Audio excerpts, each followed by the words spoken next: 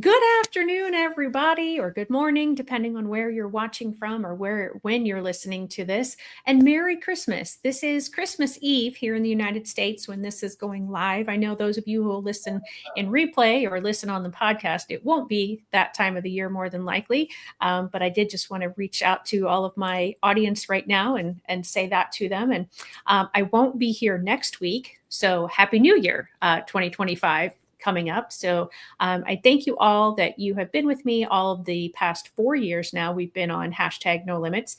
And I so appreciate all of your attention and your questions and your comments and just subscribing. So I ask you that you continue to please push this out to other people by subscribing, by liking, by commenting. That gives it more notice of the algorithms. And so then other people can enjoy hashtag no limits as well. So let me go about who I am. I am Shelly Kino, and I am the host of Hashtag No Limits. And Hashtag No Limits is about people whose society places limits upon, but who have busted through those limits.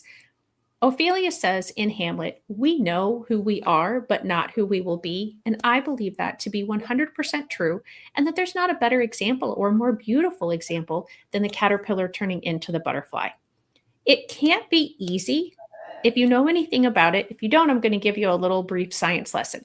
The caterpillar literally dissolves into its cells and then reforms into the butterfly, but that's not enough. It then has to struggle to get out of the cocoon in order for its wings to be strong enough to take it everywhere it's going to go once it gets out of that cocoon. That can't be easy. I can't imagine that that's easy, but neither is busting through the limits that society places upon people. And today, my guest is going to share a remarkable story and one that I am really happy to be bringing to you, especially right here at Christmas time, because this is kind of a birth story from my understanding of it. And so, Frankie, thank you so much for joining me today. How are you doing? Thank you, Shelley. I'm delighted to be here and very special on Christmas Eve. Yes, yes. So I so appreciate your time on Christmas Eve. I know we've had to reschedule a couple of times. Both of us have had different things come up, and so I'm happy that it worked out today and appreciate your giving of your time on Christmas Eve. So, Frankie, tell me about yourself. Tell my audience about you. Well, I'm an activist and an author of 4 books, and my most recent book is Freeing Teresa. And that story is about my sister, Teresa, and how we helped Teresa get out of a nursing home that she'd been placed in and really reject the limits that had been put on her and go on to live her life fully.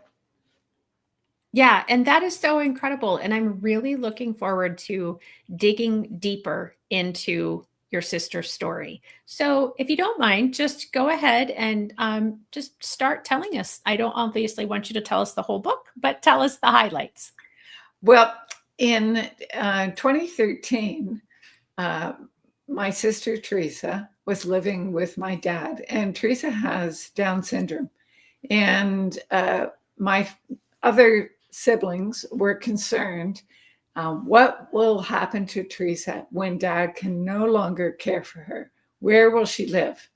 And the solution that they proposed was that Teresa would live in a nursing home. And when I heard that, I went, no, that's so limiting. That's it's going to like erase her future. We've just got to come up with a better solution. And there's so many, from group homes to living in, there are things like lights that help you to work with other families and have a house that is shared. So there are many solutions that I saw, but my siblings didn't want that.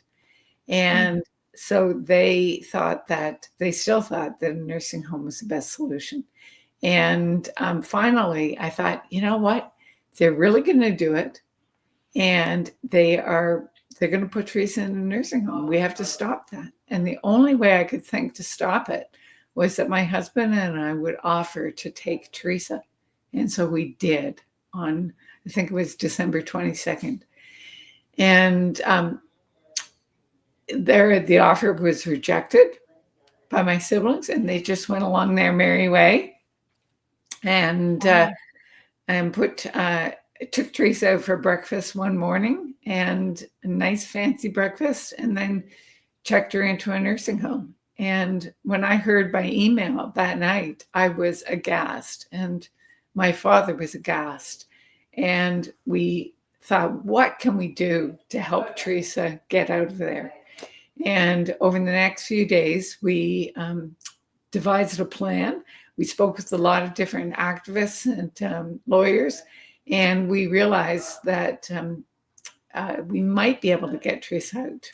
So we went down there and visited Teresa and looked at the admission papers, which, if anyone is listening and in a similar situation, I would say, look at the paperwork, because the paperwork told us that my father still had authority to sign Teresa out, which was great. Wow. And the other bit of information was that I'm an activist, and I have experience as an activist with the federal government. So I was aware that it was necessary to record everything. So I did, and I recorded every which way I could, from audio to video, and writing it down. And that has been enormously successful and made all the difference in writing the book, because I had the actual words people used to explain what was happening, and really kept track of the events. So anyway, we got Teresa out, and my father was so pleased, that Teresa was coming home. And Teresa made the decision herself. Do I want more desserts at the nursing home? Do I want to stay here forever? Or do I want to come home as Dad? I think I will come home as Dad. And so we gave Teresa that decision-making opportunity, and she agreed that she wanted to come home. So we, raced outside to a cab. And just at the last minute, the nurse said, "Oh, wait a minute, your sister Deirdre wants to speak with you before you take Teresa out." We didn't wait. We just went home to my father's condo, and we celebrated with some Starbucks. And we were so happy. And Dad was so pleased that he finally had Teresa home. And then the phone started ringing, and my siblings were not happy. They were threatening to call the police if we did not return Teresa. So you'll have to read the book. That's perfect. That's perfect. So let me ask you some questions that hopefully won't give away more of what is in the book. But one of the first things that you mentioned, and it happens to go along with my title, of course, is how limiting a nursing home can be. So what was and maybe you don't know the answer to this, but the thinking of your siblings in wanting the nursing home compared to those other places that you mentioned? And I guess, first of all, I think I need to make a clarification, because I'm in the United States. I don't think you're in the United States, are you? Yes, I'm in Vancouver, Canada. So there's a big difference. So in Canada, if you have an intellectual disability, the nursing home is paid for. So this would have, living in a nursing home, would have given Teresa a roof over her head and food in her belly for the rest of her life. And it was an easy solution to take care of Teresa. However, it totally discounted her right to be free and her right to live her life and enjoy it. And, I was just aghast. And there's a Canadian Charter of Rights and Freedom that says we're all equal, and Teresa should have had the same rights as anyone else. And who would voluntarily decide to go into a nursing home when they're middle-aged? I couldn't see that. And there's the UN CRPD, which protects the rights of people with disabilities to live in the community. So we had both those things. But the most important thing is that Teresa has feelings, and she has benefited from the love and care that I've been able to give her this past 11 years that she's lived with me. And these are opportunities that she would never have had if she had lived in a sterile nursing home. Right. And that kind of leads into the next question of what you mentioned, that, how limiting a nursing home is. So what we have in the United States are, we have group homes or we have SILAs, and both of those environments allow for participation in the community. If they want to have a job, if they can find a job, they can have that job. If they do lots of field trips and lots of excursions, and like I said, they're right in the community. They can, wander around the town, get to know their neighbors, and they're, my understanding is they're kind of free to move around. I mean, they have to tell people, they can't just walk out, but they have to tell people, hey, I'm going for a walk, or I'm going to do this or whatever. But um, it doesn't sound like, my knowledge of nursing homes, at least here in the United States, it's not like that. And it doesn't sound like that would be the same as far as the ones that you're talking about. And so, exactly what you said, this, it's so limiting. I mean, as far as the, like, what skills would she develop while she was there? And Yeah. I mean, it sounds like they were kind of looking, she could have been there for 40 plus years. Yes, she would have been with people much, much older than her, decades older, and sick, and in some cases dying. So, but there is an important example of a woman in the United States named Jenny Hatch, who took her case to court. She did not want to live in a nursing home, which is what her parents wanted, or her mother wanted. And so she fought to not be put in a group home, and she won. And it's a great story. And if anyone is interested, it's Jenny Hatch, and there's a Justice for Jenny website. Oh, awesome. Well, thank you for sharing that. And, I think so often that when people are considering putting, someone in a group home or a SILA, I mean, it's not, first of all, it's not an easy decision. I've never experienced it myself, but in talking with people who have had to make that decision, it is a very difficult decision to make. And then just, to think about that, I think in a way, it comes, in a many ways, it comes from a good place. It's, in a person's heart. They're not wanting to do it to be mean or cruel, but they're not always understanding all the opportunities and options of what's available to them. And so it kind of sounds like, maybe with your situation, with Jenny Hatch's situation, um, there were more options than what were considered. Yeah. And I think that we have to put ourselves in the shoes of the, say, of Teresa, who has an intellectual disability, and think, would we really want to be in that situation in a nursing home at 49, and being told when to get up each day, what to eat, not being allowed to have, a computer, a desk, artwork all around you, and being able to have freedom of movement? It was very limiting. And so I'm so pleased that we got Teresa out. She came to live with us, and we survived the many attempts to get Teresa back. And we moved across the country to BC. So the story originally started in Toronto, Ontario, but we found that we got so much pushback from our family that we moved to the other side of the country. And Teresa has, she did a petition standing up for human rights, asking for the government to apologize. And that was enormously successful. 25,000 people signed the petition. And Teresa looks so cute and darling. In 2014, she's marching along saying that she's a female and she has Down syndrome and she didn't want to be in a nursing home. And it was just beautiful. And so 25,000 people reacted, and it was so wonderful. They signed the petition. Incredible. Yeah, but that wasn't good enough.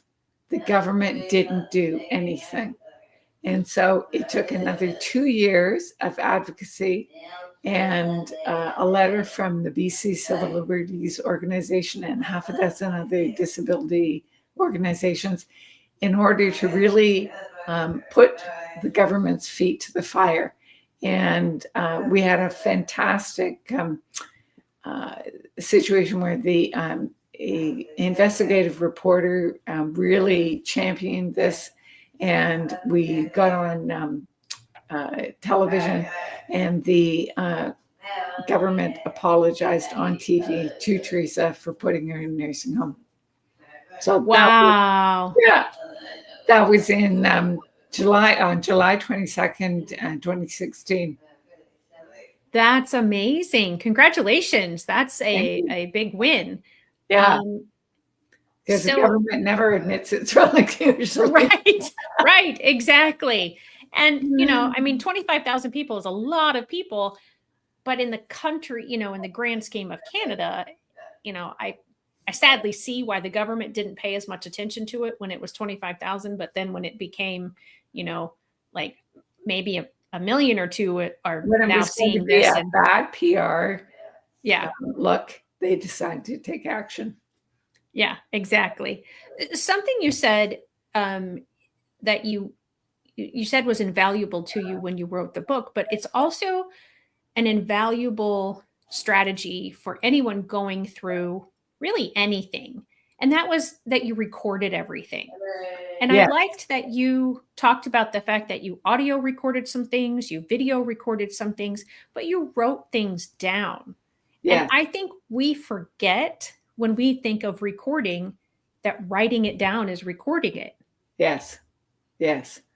It's so important. So when I first got the inkling that my siblings were going to do this plan, I was just like so concerned. And I thought, this doesn't make sense at all. I need to get some perspective. So I decided to start recording right away. So this was probably in November of 2013.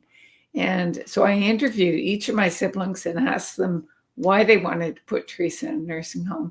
And as I said, they had their reasons, and we have them in the book now.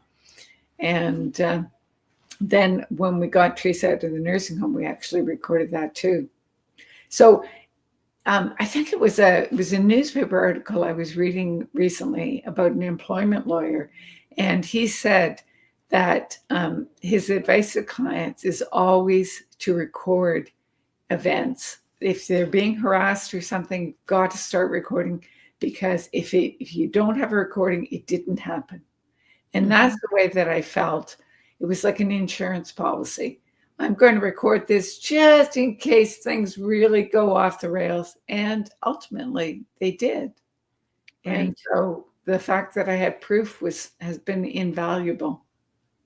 Yeah, and something that I tell my clients that I work with in the United States is I help them navigate through the special education world while their children are in school. So it wouldn't necessarily, what I'm saying, apply to your particular situation, but it's the same principle of if you have a meeting with somebody and it's a phone conversation meeting or it's a in-person conversation meeting, follow that up with an email that summarizes what you understood and what your takeaway was from the conversation. And then, kind of the last line of the email saying, if I have any of this incorrect, or if my, understanding is incorrect, please let me know.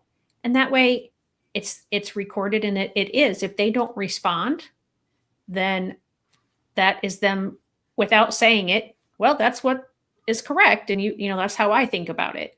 Yes. Yeah, Yeah. that's great advice. So years ago, around 2000, I started a website called officepolitics.com. And in 2009, I published a book called Dear Office Politics. And it's an ethics book. It's an ethics game that people can play to, just practice their ethical decision-making. And so the way that the book works, very briefly, is the front of the book is letters from all over the world about office politics problems. And the second half of the book is the answers by so-called experts. Now, we may not agree with those experts. We may have different solutions. And so there's a grid at the front of the book on that you can judge the advice that you're being given.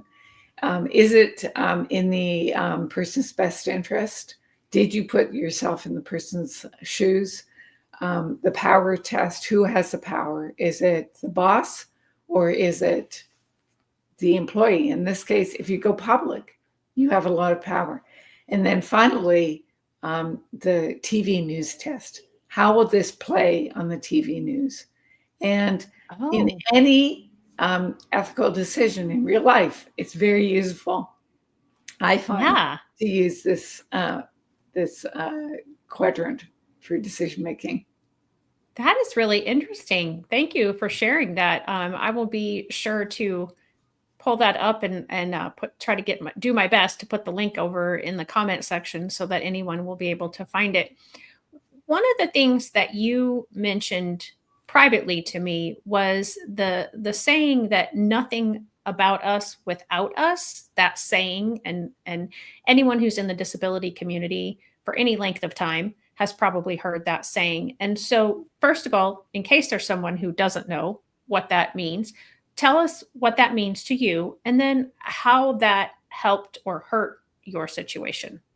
Well, when my siblings were planning Teresa's life without her, I was saying Teresa should really be at the table. She should be present to decide about her future. And I was overruled.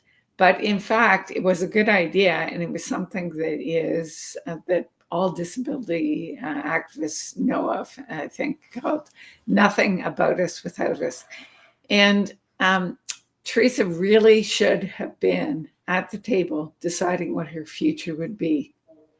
So, Mhm. um, I mean, other people were deciding what her life was going to be, and that isn't fair. And that's the way I felt back then, and that's the way I feel today. That if anyone is listening who is disabled or has a disabled member of their family, they need to be at the table deciding their own lives. Yeah, and I sometimes feel that we again, we're not really thinking about how much our own thought processes are different than the person that we're making the decisions for. And if we're not including them, then how will we ever know if what we're thinking is best for them is actually what they want? I mean, sometimes I think we get in that of, well, this is what's best for them, and they just don't know what's best for them. And that doesn't matter who them is. Yeah, um, it's a very patriarchal sort of decision making. It's like father knows best for the child, and it's not the case. We're all individuals, and we have the right and deserve to exercise the right to make our own decisions in life. And now we might be supported in making those decisions, but we should not be absent from the decisions. So one of the neat changes is by moving from Ontario, which had a very patriarchal system called the power of attorney, to British Columbia. British Columbia has a system where you have the representation agreement, and Teresa was able to have supported decision making so she could make her own decision with help. And that's what we've done in the last 11 years, and it's fabulous.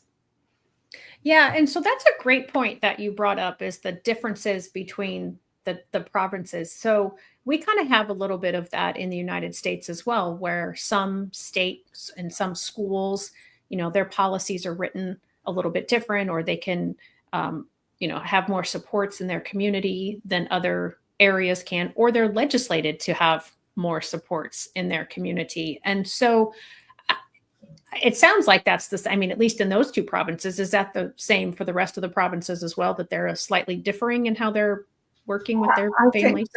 I think most provinces have the same system as Ontario, and BC is really one of the very few. I think there are only two or three that have the supported decision making. Okay. But Yeah, and so when Teresa was in school, which I know, you probably don't have a lot of memories about because you weren't involved with it and her as much at the time, probably. But um, did she get supports in school while she was there? Well, Teresa, my parents were fabulous champions, first of all, for Teresa. And they had Teresa in the same school I was in, which was a private girls' Okay. school. So it was fantastic. And Teresa went all the way through that school and then to another school for high school, which was a normal school. And, you know, she graduated from, I think it was grade 12. Oh, awesome. Yeah. That's fabulous. So we do have, I just want to say hi to Fran. She is joining us from Southern Illinois. So Fran, I know you're joining a little bit late. So just, Franke is the author of the book Freeing Teresa, and Teresa is her sister who has Down syndrome, and her family was going to place her sister in a nursing home. And the reason I'm going into this full description is because I know Fran personally, and I know that this story will probably resonate with her. So I don't typically give a synopsis when someone joins later than what we started. But I have a feeling that Fran probably has a couple of questions or comments for you. So I just wanted to give her that information as much as possible. So there's just so much that we've talked about so far that I would like, to have you elaborate on. I think think a very important thing that I haven't Mhm. mentioned yet is that in order to get Teresa into the nursing home, there was it was participation by my siblings, but also by the system, and the system was arranged to test Teresa, and they decided with the tick of a box that she was incapable. So that took away all her rights to decide Oh, wow. where she lived. And that happened back in September of 2013. We didn't find out until we saw the paperwork in January and presented to the Ontario government Teresa's story. That's And crazy. yeah, and I mean, it's really frightening that a group of people can surround any individual and say, you're not capable of living on your own. We're going to put you away. And, they took away Teresa's rights to decide where she lived. And subsequently, Teresa has published 2 books of art and poetry. And Oh, she's nice. become a champion for change for human rights. And she got the government apology. So she's done a lot in the last Yeah. 11 years. So that's a beautiful segment into or segue into talking about those limiting beliefs that people tend to have of others who have disabilities. And honestly, the experiences that I've had, it's not just people with disabilities, it's anyone who's different than Yes. ourselves in some way. Um, and so kudos. I mean, 2 books is amazing, but what other kinds of limits has she been able to bust through her entire life, not just in the 11 years that you've had her, but of course that's what your book is about. But um, what other sorts of things has she accomplished? Well, she went to a normal school, which I think is fantastic, but also with my mother's help from the time Teresa was little, she was an infant, and she was taking personal training lessons with a fitness instructor. And Teresa learned Oh, how to climb the ropes. And we have photos of her climbing the ropes as 3 and 4 years old, which is amazing. hmm So she definitely was, busting the myth as that people with Down syndrome can't do gymnastics. Right, exactly. And so Fran says that's awesome, not putting the limitations just because of a label. Um, and this is why I thought that she would be interested in your Oh, story because her great, son also has Down syndrome. And Fran great. herself became someone with a disability a few years ago. And I think she too has experienced some people's perspectives of her abilities, and Yeah. how limiting that they have done that to her, and as far as what she can understand, like, and I think that's the same thing that's been happening to Teresa. People just saying like, well, she's not going to understand, so we're just going to make these decisions for her, and we're not even going to bother to ask her because she doesn't understand the completeness of what would be happening. Yes. And so often, sorry to interrupt, I will ask Teresa a question and I'll try to explain it. I might do a drawing as well to help her to understand it. And she still won't get it. And then days later, she'll come up with the answer. And I go, oh my God, she really did understand. That's fantastic. Mm-hmm. Yeah. And sometimes it's a processing thing, and it just has to kind of mill around in the brain, and then, it works its way out. I do want to share your social links. So we've got an Instagram, which is instagram.com/Franke.James. LinkedIn is the linkedin.com/in/Franke James. And then Mastodon, which is mastodon.online/@Franke James. And for anyone listening who may not be watching, so you don't see the spellings of these things, Franke is Franke, and then James is the typical James spelling. Mastodon is not a site that I am familiar with. Could you explain that one to me, please? Well, I loved being on Twitter, but because of the political changes on Twitter, I've abandoned it. And so I was looking for another social media site, and Mastodon is really lovely. I can share articles there. I can, chat with people. It really is a good fit. I like it. Perfect. And then also, I have to find it back. I do have your website as well, which is freeingteresa.com. And Teresa is spelled TERESA.com. And that is where they can purchase your book, correct? They can see the links, and the links are a variety of, it's the library, independent bookstores, and Amazon. Beautiful. Wonderful. So I don't want to end the conversation. I just wanted to make sure to get those things out there so that if anybody is interested in finding you, that they can do that. And then I'll try to remember to share them again at the end, so that if anyone wants to find you and they didn't catch it the first time round, then they can hopefully catch it then at the end.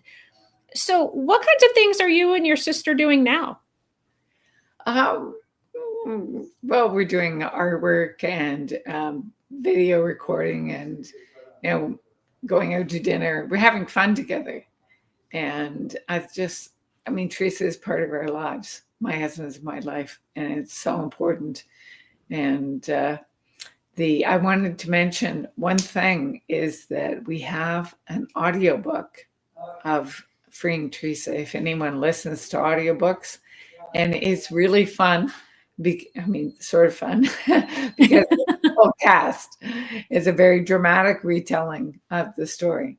And there are 13 actors, and 2 of them have Down syndrome. And one of the actors with Down syndrome, everyone will probably know, is Lauren Potter, who was in Glee on TV for a number of years. That's awesome. I'm not aware of audiobooks being that dramatic retelling with all the different voices. So that would be very interesting to listen to.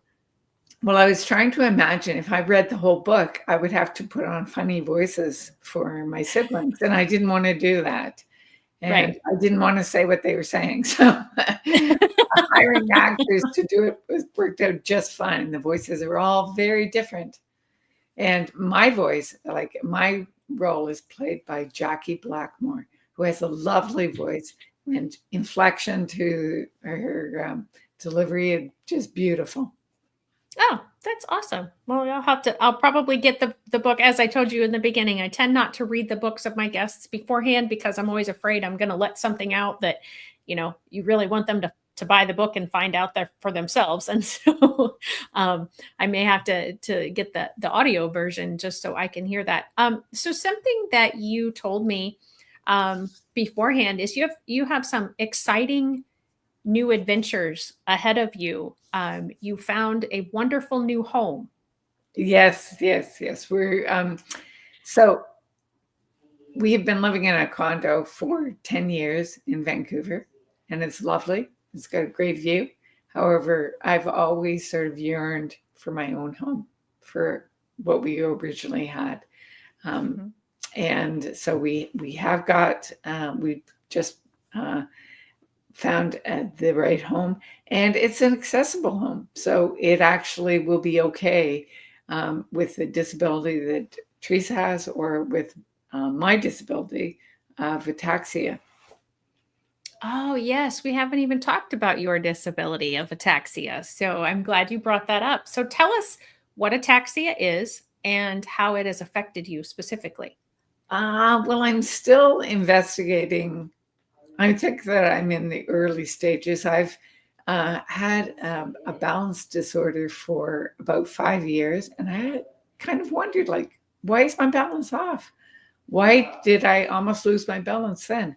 And after much testing, so the MRIs and hearing tests, etc., the doctors have finally said that I have ataxia. But what is the reason that I have ataxia? So we're doing genetic testing to find out. And, I'm using a cane now to walk around. And in terms of the disabilities that other people have, it is, well, there's still a significant disability, but I appreciate that I can manage mine and still live life to the fullest. Yeah. And so Fran says it's so important to live life to the fullest and not Yeah. just do societal expectations. And that's so very true, because I think societal expectations are too low in most situations. It's actually something that I teach about, is the fact that if we can see someone's disability, our expectation tends to actually be lower.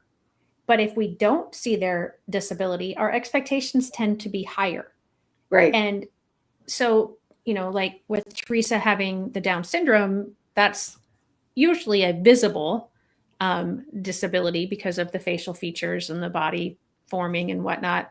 Yes. And so to have those lower social expectations for her, but also, again, just thinking about your family members that felt that the nursing home was the appropriate place for her.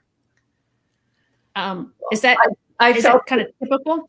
I mean, this was really a wake-up call for me to a word that I didn't know before, and I now know now, and it is ableism. So ableism is the discrimination of people with disabilities, and it can be unconscious or conscious. And it is that type of undermining of the other person's value by saying, oh, they can't do that. We shouldn't allow them to do that. And certainly with Teresa, I felt that it was very unfair to lock her up at 49. And the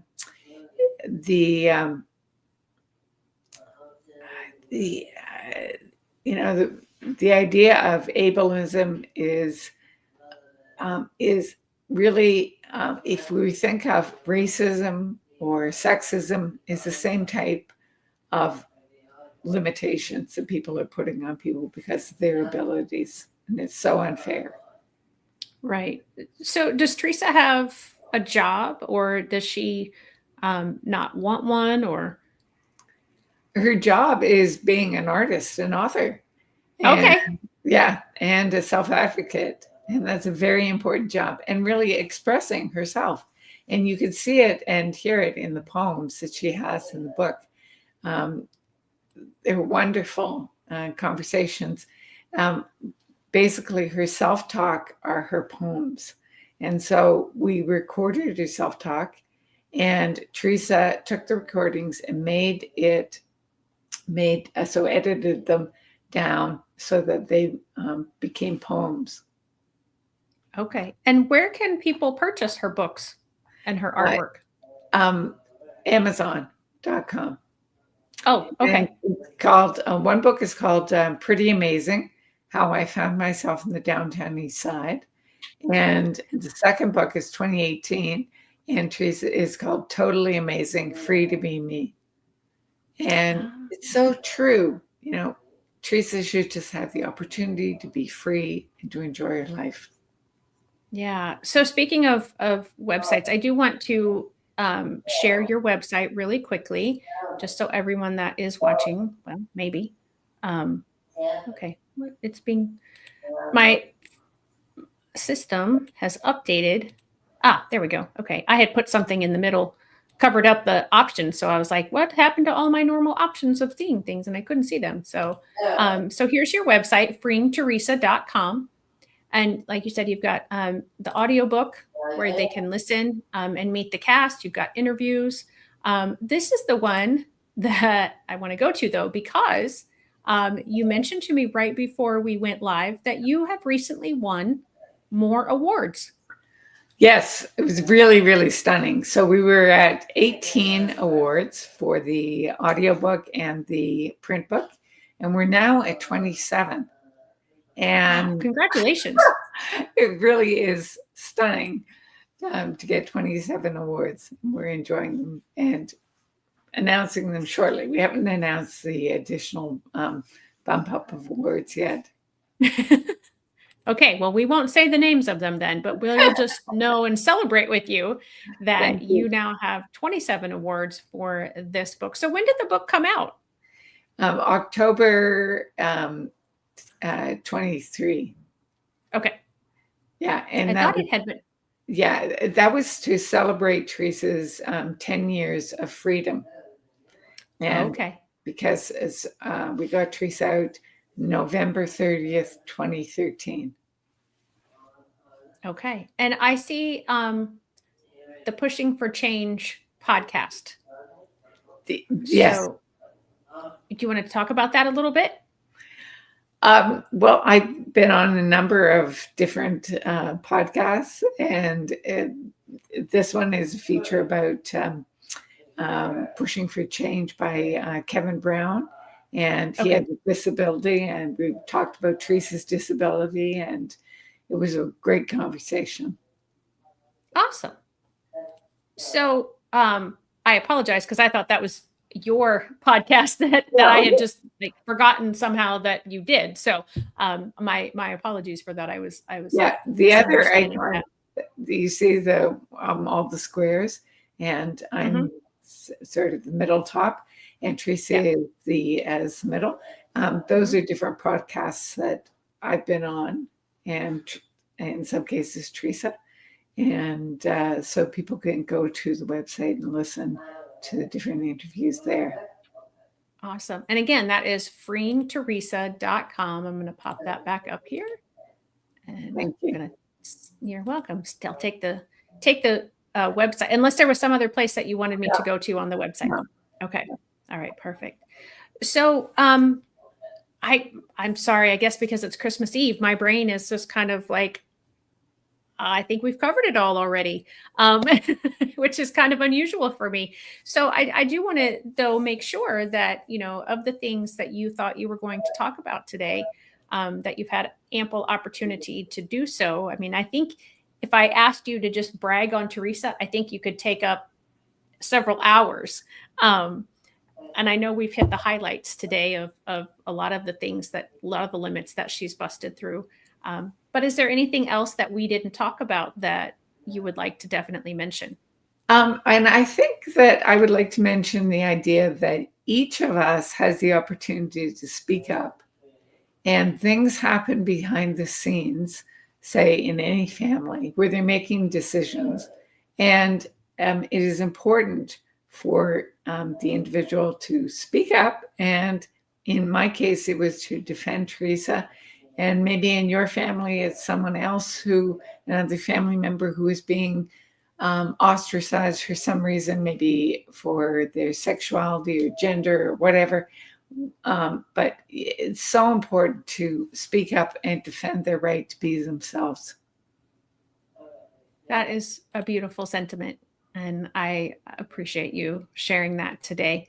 Well, I think, excuse me, as I said, my brain is just blank. Like I said, I think I'm just thinking it's Christmas and it's Christmas Eve, and I hope that we have shared your story beautifully today. I feel like we have, but I hope that you feel that as well. Teresa sounds like an amazing person, and I'm so thankful that you were there in her life to protect her and to help amplify her voice, which I feel is what you did. I don't believe that you spoke for her. I feel as though you amplified her voice and helped make sure that her voice was heard in deciding for her life. And Teresa has blossomed or taken flight as a butterfly. Yes, absolutely. I do want to ask one question, and I hope that this isn't too personal. Um, I presume that there was, a lot of angst among your siblings and yourself when Yes. all of this happened. And I'm hoping that now that it's been this many years later, that they have seen that you made the right choice. She and you made the right choice for her, and hopefully there's been some forgiveness and some bridge building again. Is that the case? Unfortunately, no. No, Oh, I'm no, sorry to hear that. no. But the important thing is that it can happen at any time, and Mhm. that we have to go on, and we have our own lives. We're going to enjoy our life, and Teresa is going to enjoy her life, despite the rules that my siblings have put on Teresa or on my life. And so we're proud of that, and we're happy. Yeah, and that actually, my brain just woke up. That actually brings me to something, um, because I hear I don't have someone with a disability in my immediate family, and so I just love to share other people's stories. But something that I hear often is what you just expressed without expressing it, is that it can be a dividing factor among families, and it can also be an ostracizing factor. And so I want to encourage people to live as you're living, that if what you're doing isn't harming someone else, and you need to, as the holidays are here, not go to a family gathering because of someone in your family who that's just too much for them, then do what is healthy and good for your family. And hopefully the other families will understand. But if they don't, that's okay. It's difficult, but it's okay. And I hope that it's not continuing to be ostracizing for families. That's part of the reason that I do this, is to help get people's stories out there so that maybe some other family who has a similar situation can say, you know what? Their family is doing this, or that person is doing that, and that helped me understand maybe my family's situation.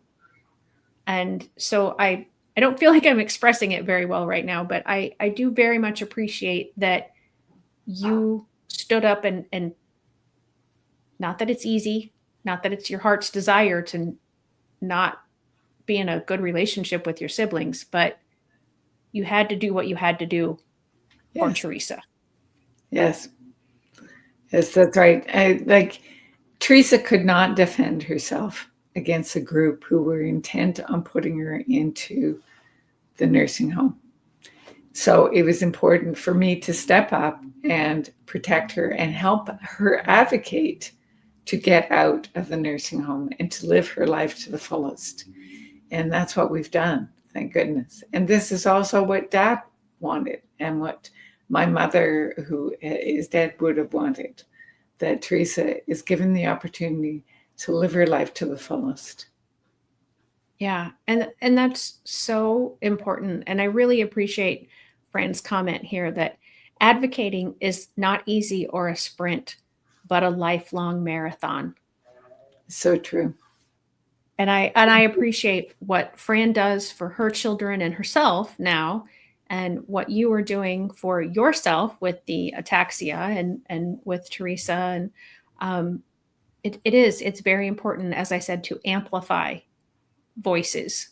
And I hope that that happens through hashtag no limits, because I agree with you that everyone has a right to be involved in what's happening in their life to their fullest extent, and to not have somebody say, well, they can't, so we're not going to, and to just end it there.